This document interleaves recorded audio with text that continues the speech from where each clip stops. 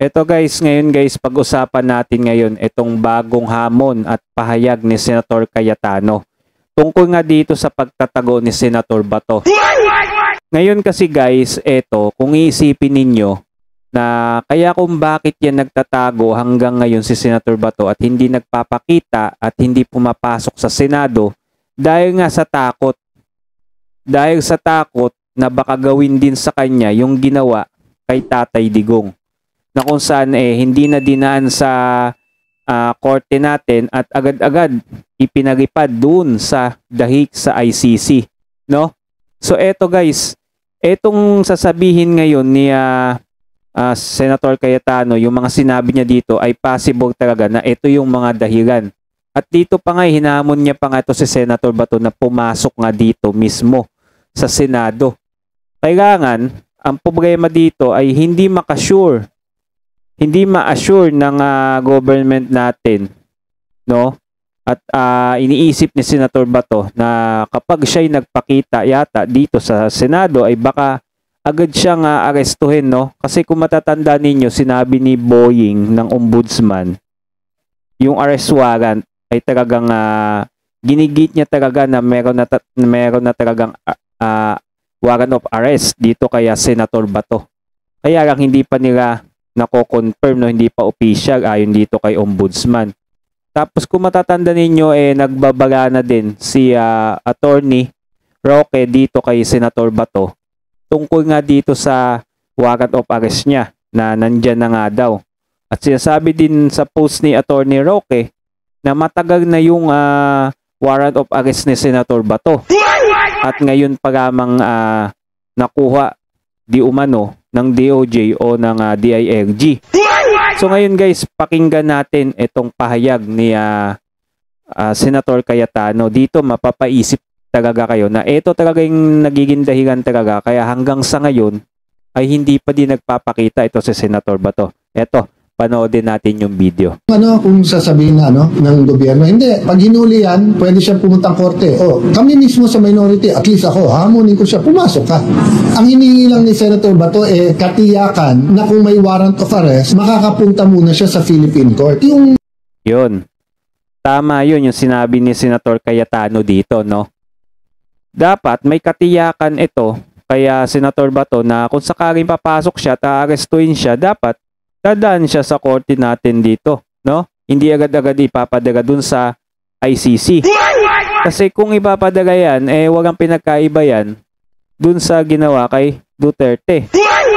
Dito talaga natatakot si Senator Bato, no? Kahit hindi niya aminin, hindi niya sabihin, ito talaga yung kinatatakutan ni Senator Bato. Yung hindi pagdaan sa kanya, no? Yung hindi siya idadaan sa korte sa tamang procedure. Kaya ito, hinahamon nga ni Cayetano ito si Senator Bato na pumasok. Kaya lang, gusto ni Cayetano din na ma-sure na gagawin talaga yung procedure talaga na dapat kung paano siya arestuin, dadaan siya sa korte, dito muna, wag muna ipadala sa ICC, no? Diba? Dapat ganon, kagaya ng na dapat gawin kay Tatay Digong. Kaya lang, hindi nagawa. Dahil nga, illegal nga yung paghuli kay Tatay Digong. Nangyayari ngayon na baka meron, baka wala na ICC. Tapos ang sabi ng DOJ, pwedeng voluntary siyang gano'n. So, sino sa inyo dito? Kung tingin nyo, bigla kayong arresto, bigla na lang kayong dadating sa Hague, nandito kayo sa Senate ngayon? Ang nagkulang, hindi si Senator Bato. I'm not saying tama ginagawa niya. Ang sinasabi ko, tayo, yung Philippine government at Senado, nagkukulang. I always put myself in the other person's shoes before I said kung tama at mali. Baka biglang dumating dito, mag-defend ng DND budget, biglang huliin, biglang galing sa Hague, wala kang kalaban. Yun. Tama nga, no? Biglang magano dito, no? Pumasok, tapos bigla kang dalhin sa dahig. Wala ka tagang kalaban-laban nun. Samantalang si Tatay Digong nga, na mas malaki ang impluensya. Malaki ang, mas malaki ang powers ni Tatay Digong compare kay Senator Bato. Nadala nga ng walang kahirap-hirap doon sa dahig. Ito pa kayang si Senator Bato na kapag dinala sa dahig, wala talaga yung kalaban-laban, no? Yan yung iniiwasan talaga ni Senator Bato. Kaya sa tingin ko, hindi yan nagpapakita hanggang ngayon. Kasi kung kayo si Senator Bato, hindi din kayo magpapakita, I'm sure. Matik yun. Hindi kayo magpapakita. Kasi nga, alam niya na wala siyang kalaban-laban kapag bigla siyang kinuha o inaresto. Hindi naman siya pwede magtago sa Senado dahil baka alam din niya, baka ibigay din siya. 'Di ba? Mas maganda na yung advance mag-isip, no? Kesa baka magsisi siya na sana di na lang ako pumasok.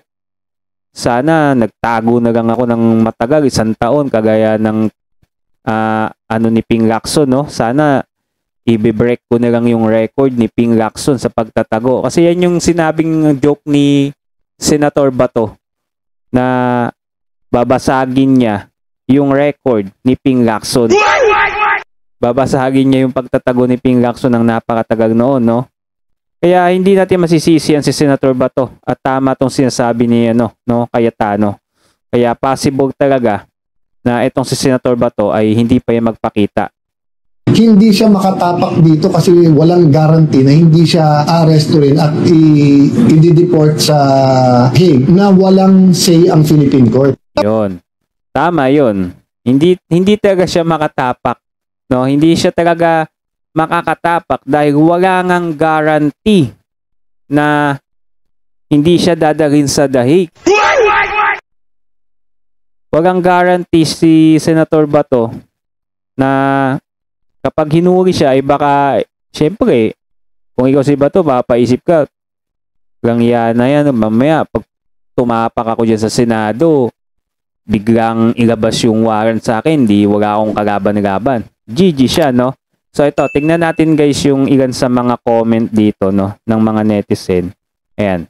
So ayon dito sa isang comment, gagawin nila kay Senator Bato panakip uli sa issue na addict si BBM at pagnanakaw nila. Ayan. Gumagamit ang gobyerno ng dahas para sa mga kalaban nila. Tama lang, Bato, gamitin mo ang tamang diskarte mo. Si PRD nga, tinraidor, ikaw pa kaya yan, oh. Diba? Tama yun. Gamitin yung diskarte niya, no? I love Senator Cayetano mula noon hanggang ngayon. Wow, naks. Tama po, wag na magtiwala sa gobyerno. O, tingin mo. Kahit yung mga netizen, alam nila na ayaw magtiwala ni Senator Bato sa gobyerno natin. No? Tama, sir. Yan, bugaga, hide si Senator Bato na lang kasi John Bendaro, no? Ayan, no? Kasumpa-sumpa na presidente, masawag pa sa ama. Lord, maawa kayo sa amin, bansang Pilipinas. Wag natin magagawa, siyang naupo, So, wag natin magagawa, hintayin natin matapos yung termino ni PBBM, di ba? Bago tayo umano. No? So 2020 na talagang tanging pag-asa guys, no? So yun na lang guys, kung bago lang kayo sa ating channel, baka pwede mag-subscribe naman kayo sa ating channel nang lagi kayong updated sa mga latest news natin, no? Tungkol dito sa issue dito sa ating gobyerno at sa iba't iba pang mga topics. So yun na lang, thanks for watching. Have a nice day.